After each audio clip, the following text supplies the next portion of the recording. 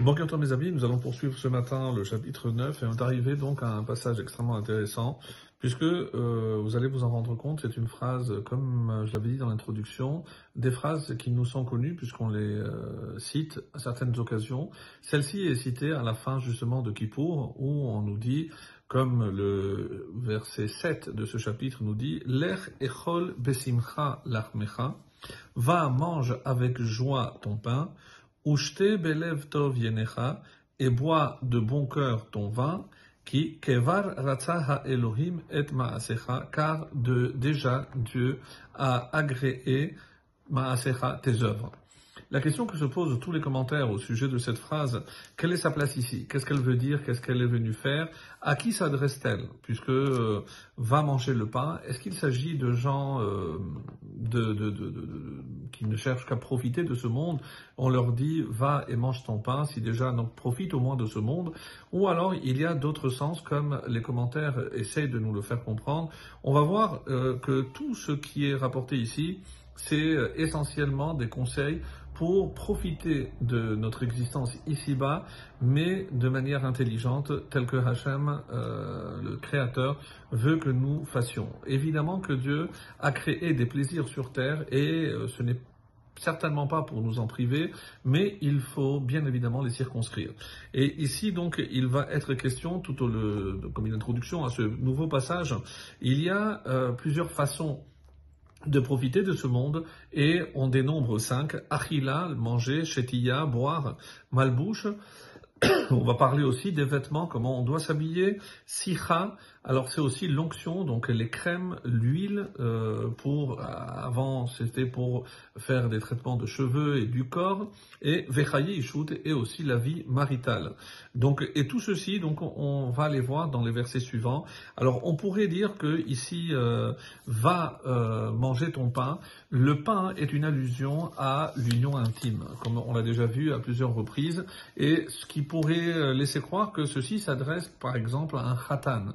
Un khatan dit, donc maintenant que tu as dans la joie, donc profite de la femme, qu'on va le voir d'ailleurs après, et Kikvar Ratza Elohim, donc c'est quoi tes maasecha, qu'est-ce que sont tes œuvres? Le fait que tu as choisi la femme qu'il te fallait, donc maintenant c'est pour que tu vives, comme d'ailleurs le verset 9 va le dire, Re'echaim imaisha asher ahavta. Donc il faut profiter de la vie avec la femme que tu as choisie, celle que tu aimes. Donc ça pourrait donc correspondre au khatan, on s'adresse au khatan. D'autres explications qui nous disent que ça s'adresse au tzaddik. Pourquoi? Parce que le tzaddik, lorsqu'il mange simcha, pourquoi simcha et le pain? Parce que on se contente de ce que Hachem nous envoie. Donc lorsque j'ai le pain, eh bien, je suis content avec la part que Dieu m'a envoyée. Le lève, donc le yayin, on sait que c'est yesamach levavenosh, le vin c'est pour réjouir. Donc ici aussi c'est pour dire ce que Hachem a envoyé, ça doit être pour moi une source non seulement de satisfaction mais de joie, de plénitude. Et c'est pour ça que Hachem, il faut comprendre que kevar ratzach, donc c'est parce que c'est une façon d'agréer. Une troisième opinion dit qu'il s'agit ici du nazir. Pourquoi? Parce que le nazir s'était privé de certaines choses, dont le vin, et maintenant on lui dit va manger ton pain, par rapport à l'allusion au korban, au sacrifice qu'il a fait.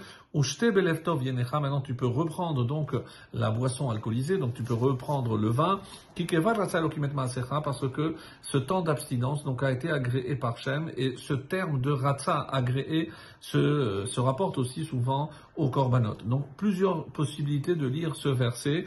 Donc nous on va poursuivre, parce que la dernière façon de lire, c'est que le lechem, il s'agit ici de l'achma shel Torah. Donc c'est la Torah. Donc echol besimcha lachmecha, c'est la nourriture, on parle de nourriture spirituelle, c'est-à-dire va étudier la Torah et profite le lève, donc le yaïn, c'est les secrets de la Torah, donc c'est ça qui va te procurer cette joie. Et comme le verset 8 nous dit, bechol ha'et iyu begadecha levanim, quand tout temps tes vêtements soient blancs. Veshemen al roshecha al yirsar, et que l'huile sur ta tête ne manque pas. Alors, toujours dans cette interprétation, il s'agit ici des habits blancs, c'est la pureté, donc Dieu a purifié tes fautes, et shemen, c'est les mitzvot et les maasim tovim. Et c'est pour ça que cette phrase va très bien avec la fin de Kippour, puisque Hachem a accepté, a agréé quoi? Ta teshuva. Et donc maintenant, tes vêtements sont blancs, autrement dit, tout a été purifié, tout a été pardonné. Maintenant, va manger le pain, puisque tu as jeûné, et donc maintenant tu peux aller manger le pain.